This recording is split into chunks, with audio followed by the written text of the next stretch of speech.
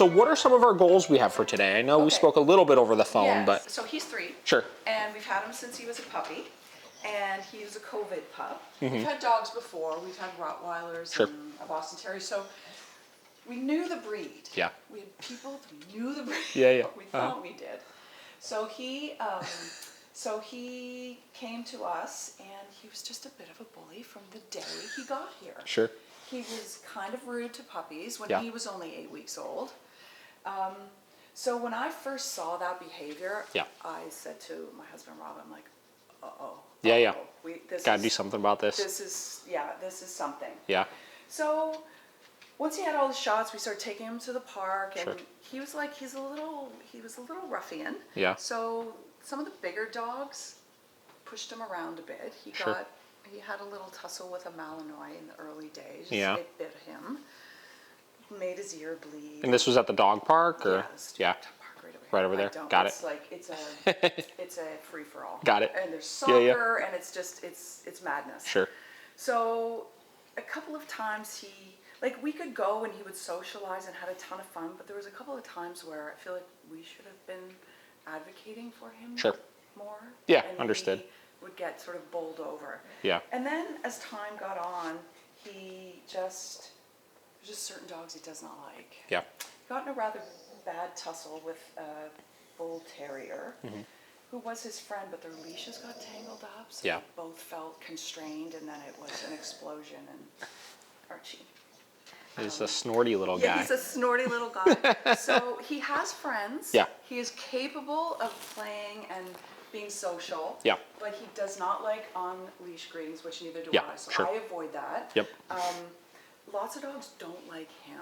I don't know what it is. A lot of times it's the doodles. Yeah. So they'll lunge at him. Like we run in the morning. Yeah. Archie, stop. Get in your bed. Get in your place. Get down. Down. Thank you. He said, all right, fine. So I run with him. He gets lots of exercise. And he can pass dogs mostly, but I get nervous. So I a lot of times just cross the street because I don't know what their dog's going to do. I can mostly get him under, he'll pass. Yeah. His instinct, I think, is to get away. Sure. But if a dog charges him, he's not backing down. Yeah. It's not good. Okay. So I personally want to be more confident with him when I want to be able to walk by someone. Yeah. Just on the sidewalk. Sure. I keep him on the other side. He won't necessarily lunge at dogs, but sometimes I think it's me. Yeah. It's less him and more me. Do you feel like you're triggering him to start doing that?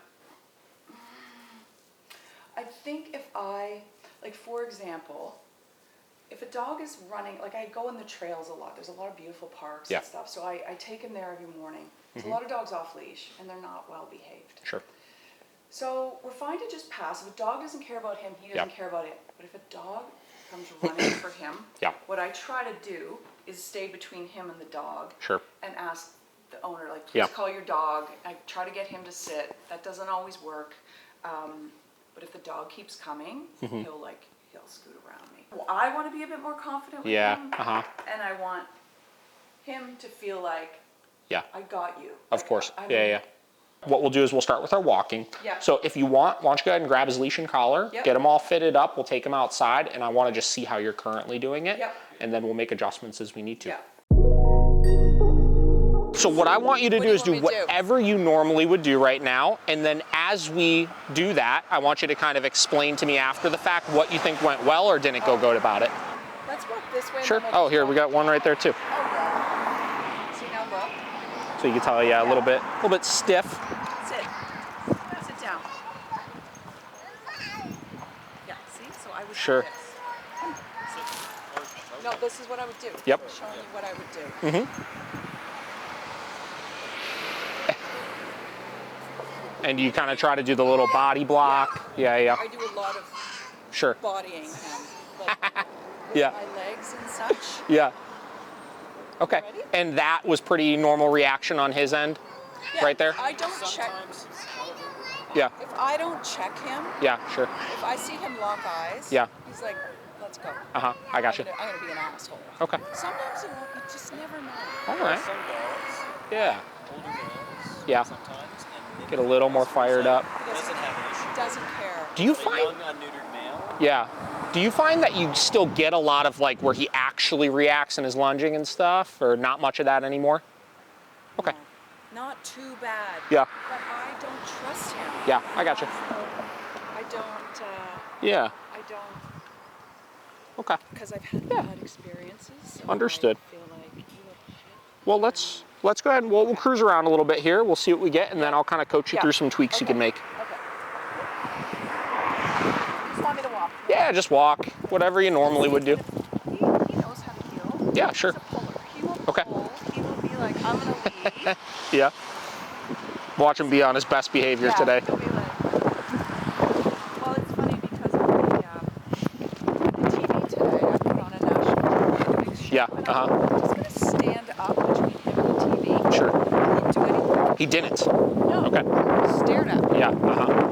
So I don't know if it's just a habit that he's. Well, we'll find that a lot of dogs will hit that point where he's at right now, where they're contingent on, like, I call it like micromanagement, you know, where it's like if you stay on him and you're constantly blocking and doing things like that, a lot of times you could prevent the decision, the poor decision, right?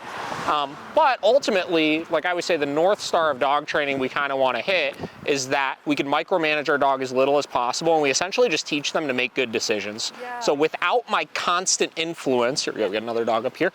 Without my constant influence, can he make the right decision if I put him in a position to make that decision, right? And sometimes it's a twofold thing of like, he might not make that decision 100% of the time, so we don't trust him, but because we don't trust him, we never put him in a position to make the decision in the first place. Right. We're constantly always making That's it for what I him, feel like right? I micromanage him. Yeah. So this guy lives across the road from us. I Sure. usually fully avoid. Does he react at this dog usually? Oh, yeah. We got two dogs actually, so. Yeah, see, so it's dog, yeah, come here. So I would wait. Sure. See how stiff he is? Yep. And see he'll Well, let's go ahead and hang out here for a second, though. Why don't you come back over here? Yeah, and let me see your leash from you. Yep. So what I'm gonna do, because yeah, I do notice you're tensing up a little. I do see the stiffness, obviously, but I always say the stiffness isn't inherently an issue, right? It's the decisions he makes once he starts getting stiff. So what I wanna do is I'm just gonna sit here. I don't care if he sits, I don't care what he does. I just wanna put him in a position to either make the decision or not make the decision. And right here, I'm just stepping to the side to create a little bit of distance, but obviously he made a fine decision on his own. I didn't have to ask him to do anything, obviously. Like my energy is like, whoa. So Sure. I feel like Yeah. he's like, why are Here, we, you can take that why back are from we me. afraid? Yeah, sure. And scared. it's not so much, I would say, it's not that he's reading your energy and it's like because you're stressed out, he's getting anxious or anything like that. But what happens is when we start getting anxious, we start doing different things. Yeah. Like you were saying, you either start talking to him more, doing all the body blocking or anything like that. So what I want you to do is we're gonna keep cruising around here. The next dog we see, we're gonna just pull off to the side. You're gonna stay loose on your leash, but you're not gonna do any of that. We're just gonna wait for a minute. And we're just gonna see what does this wind up turning into if we don't provide any of that influence. Okay. And then from there, if he does make the decision of ultimately lunging, we'll start actually adding in a correction for the decision. So instead of proactively, don't do it, don't do it, don't do it, it's like, what are you gonna do? You're gonna do it, you're gonna not do it, and if he doesn't do it, rewards, boom, good job, right? Okay, yep. If he does it poorly, we're marking with no and we're giving a correction for that. I like what you just said there, like letting him make the decision. Yep. And occasionally in the morning, like after he's had a really good run, Sure. he'll do it. And but I feel like I'm still like, Yeah, here we go, we got another dog over here. So let's just stop here for a second. Yep. You can kind of pull off to the side yeah. and then just, come to a stop, stay loose on your leash, don't tell him to do anything. Don't tell him to do anything, let him make a decision here. And again, if you feel like he starts running over towards that dog or really kind of posturing over, like walking over in kind of an intense way, you could tell him no, and I want you to give him a pop on the leash for it. Right. That one's gone. Well, there'll be more. Well, he's making pretty good decisions so far, so. It's a big deal. Yeah. And sometimes you find, like, when you take away all that micromanagement, they wind up making the good decision anyways. There could be 30 dogs here. Gotcha. 20 of them off leash in the middle. I got you. Yeah. And so we don't go there anymore. Yeah, understood. He's told us that he doesn't like He said, like please don't let that happen. Yeah. that. Yeah. Yeah, and to your point, that's why I was asking you the questions of how frequently off-leash dogs are running up to him and stuff. Because yeah, if it's happening all the time, you are fighting an uphill battle. Yeah. A part of being a responsible, good trainer, owner, whatever, is predicting the situations where generally the inappropriate things happen and just kind of avoiding them to some extent. Yeah. Well, let's do this here. How about I'll take the leash from you for a minute here, and yeah, we'll just follow this path here, and we'll kind of see what we get. And the key here you'll see is I'm going to be staying super loose on the leash. If he starts pulling ahead, I'm going to give a pop for it, just like I did right there, obviously. But really, I just care that he stays within my radius at this point. Yeah. Yep, sure. So this would be a situation normally you would start getting a little nervous, obviously. So instead of tensing up, I'm going to create a little distance. Not by pulling the leash, just by using my body language, obviously. Yeah. And then same deal, I'm kind of watching him. And as long as he makes a good decision, we're totally good, right? If he gets too far ahead, no. Marking with no, giving a little correction for that, right? Teaching him to stay in the radius. And right there, he made that mistake because he was getting distracted by the dogs, right? Yeah, this is wild, man. Look at over there. Yeah, I see. This is not an off-leash pup. Yeah. It sure has become one. Here we go, get a little palm up here. So same deal, I'm gonna create distance, right? Yeah.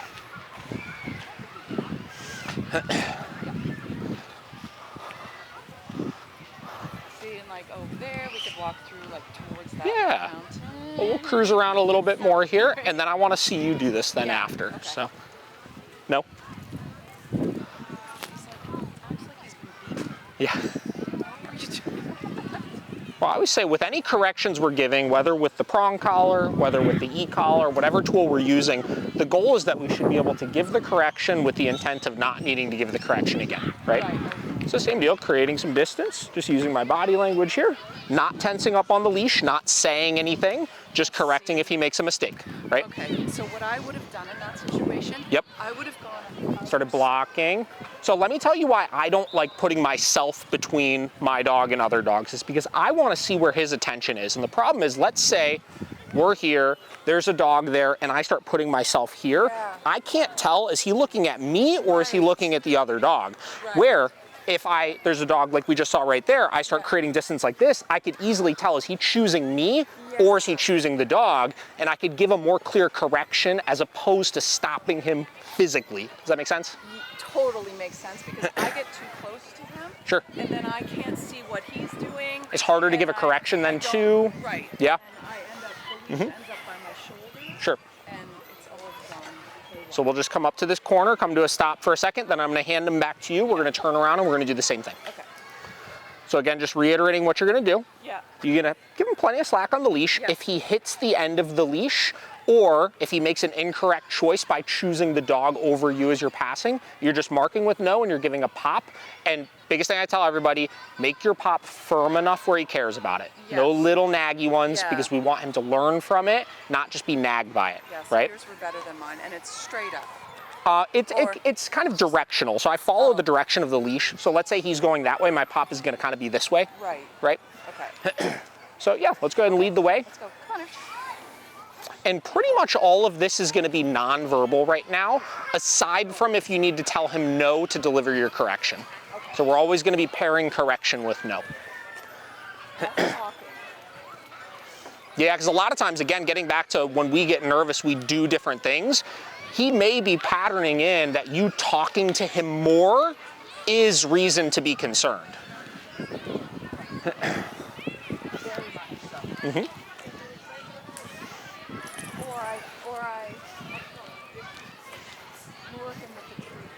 Sure. Yeah, and like I said, we'll add the treats in. I'll show you how to do that as well. But we've got to stop the behavior first so we have something clear to reinforce. Instead of, again, kind of bribing him with the treats and trying to prevent him from making the mistake with those treats. We don't want to do that, obviously. So we're going to keep following this path. We're going to pass this basset hound up here, obviously, and we're going to have him in between you and the basset hound, and you're just going to create distance with your body language and be ready to give your correction, obviously, if he chooses the dog over you. And again, be firm enough with it when you do give the correction if you need to. Yep, you can go that way, obviously. Beautiful. But no talking. Yeah, nothing yet. He did good. There's no reason to, you know, why make a big stink of it? That's normal, right? Yeah. Or we want that to be normal. Nothing. Yeah. Did nothing to. Again, it's not wrong to give a treat by any means, but it's just unnecessary right now. Yeah. So we're going to focus on one piece of the equation at a time here. Yeah. Got it.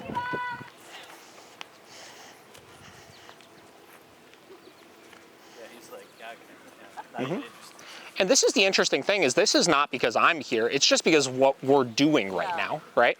Well, I'm acting differently for sure. Big time. So you would say this is better than what it normally is, what you're seeing right now? Yeah. Okay. And maybe I just haven't given him a chance Sure. to be, Yeah.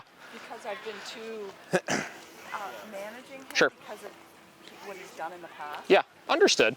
So I Yeah, it's interesting, you know, like the only way you could build trust is by putting him in a position to make decisions, right? How can you trust his decisions if you never see him make them? And I don't let him make Yeah. them even on our morning runs. Like I keep him very controlled, and I go to a place that's open. He can run. Say, would it make sense to walk just down the middle of the field? Well, we're gonna try to avoid that right now. And the reason for that is because you could tell that is the community dog area where it is acceptable for them all to run up to each other and stuff like that. And we don't want that to happen to him right now. Yeah. So don't, like, you know, obviously we want to test him, but don't make it so hard that he's absolutely destined for failure. Yeah, no. You know? So yeah, let's just keep walking around. Maybe we'll go up by that little building over there.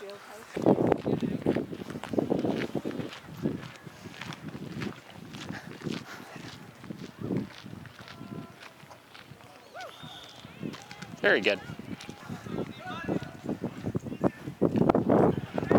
See how right now you can see him picking you over all the dogs over there?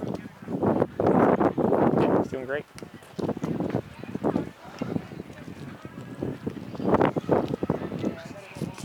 All right, so he's doing well in this park setting. Let's go ahead and walk back towards kind of the streets and stuff. Yeah. And I want to see if we can get a little bit of kind of isolated pass-bys in that area. Because sometimes what you'll find is that in like a really large congregation like this, when there's tons of dogs, they're actually not as reactive because they can't focus in singularly on one thing, you know?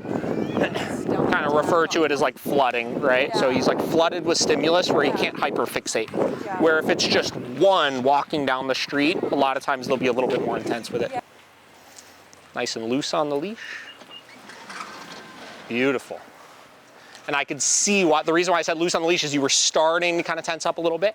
Now, in those situations when you go to tense up, that was a little close, obviously. You can create a little more distance if you want to. That's okay, you know. But I would rather you create the distance by moving as opposed to pulling him with the leash. So same deal here. No pulling with the leash, but you could even walk a little further left. Beautiful.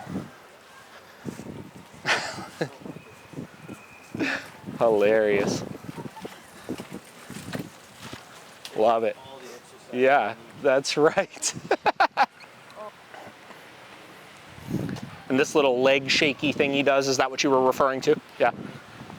Some dogs are just a little quirky like that. Yeah, sometimes it's pure excitement. Yeah, My one dog will kind of do that when he gets excited. In his case, it's nerves, obviously. But what you may be finding is if you guys are a little lighter on him with the corrections generally at home, it's the contrast, right? So it's not that the correction is like detrimental that he's receiving, but he's not used to consistently getting them, so it's stressful, you know? Right. Corrections become I don't want to say not a big deal, but they become much less traumatic to dogs when they're predictable, you know? So if he could clearly predict what it happens for, right? And how to avoid it, that's ultimately the key, right? They generally don't get as nervous from them. Right. Yes, because he doesn't really get them. Yep. I told you my shoe walks and old problem. Yeah, like I said, as far as your walking is concerned, I think your missing link right now is you should be correcting him as opposed to just interrupting him, and you need to be letting him make decisions. They're walking towards us, and they have so much leash. They're letting their dog come up to him. Yes. Yeah. So to have that for me Yeah. to be able to go no and like push that dog. I totally understand, but if I'm that concerned that other dogs are gonna be coming up to him and stuff, I would almost rather you strategically be finding places you can create a little more distance. Okay. I know some of these areas are really tight, you know, but even something like if this was really narrow, if there was a little driveway you could walk 6 feet up or something, you know, I call it defensive walking, right? You know how you drive, you gotta be a defensive driver. It's like with walking your dog, you gotta be a defensive walker sometimes. And I predict those things ahead of time. Like if I saw somebody coming up with a dog totally out of control, I'm gonna see that well before it gets all the way here, and I'm already gonna have a plan for where I'm gonna go to create distance. And if the dogs come to us, Create a little more space, just back up. There you go. Beautiful.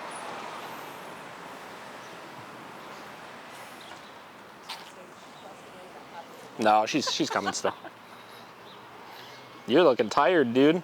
It's that mental stimulation. Hello. I see. This guy gets a little hyper too, so that's all right. practicing. Sometimes they're really good when they beat, and sometimes they're all a different. Yeah. Like us. Yeah. Become like a squirrel and bird dog, Oh yeah. and I don't know how if you can train them. I don't know. Awesome. That was fantastic. He did great. Did well. Did very well. It's a good test too, because a lot of times like the pass by is okay, but if they stop and they kind of stare at each other a little bit, stuff, he did great with all of that. Yeah. You can see he kind of like looks away. Sure. And there's people I frequently see. There's a guy who walks he's a pit bull boxer cross. I see him in the trails, and Yeah. his dog's a rescue, and I have a couple times just said, "Can I just walk with you a bit, or can Sure. we just sit here and speak to each other so Yeah. he can see everything's fine." 100%. Yeah, yeah. But if I let my emotions get me, I've got him too close. I'm Yeah. over managing. I noticed you were loose as can be, right? Yeah. And there was one little moment I noticed his tail start to come up a little Yeah. bit, but he regulated himself. He Yeah. made a good choice, right? Yeah. So that's all we could ask for out of him. What you're gonna find is actually by not micromanaging him, he's gonna be calmer, you know? Because look at it from a human standpoint. Like nobody likes being micromanaged constantly, right? So if you can just go about, here we go, perfect. So we'll see where they're going real quick. If they're coming, no, they're crossing. So we'll go up a little bit further. Yeah. Excellent.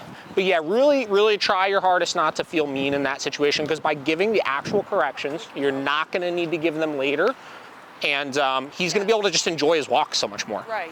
And you're gonna enjoy them so much more because of that. Yes. So it's a balance, you know? I always say it's a balance. Like there are absolutely cases where, like you mentioned the situation where he kind of went after the other dog in the group class. That is absolutely a situation we would have to be very firm on him, right? And probably earlier on in your training journey with him, when he was a little bit more, you know, a little bit more poorly behaved, Yes. probably needed to be a lot more firm on him, you know?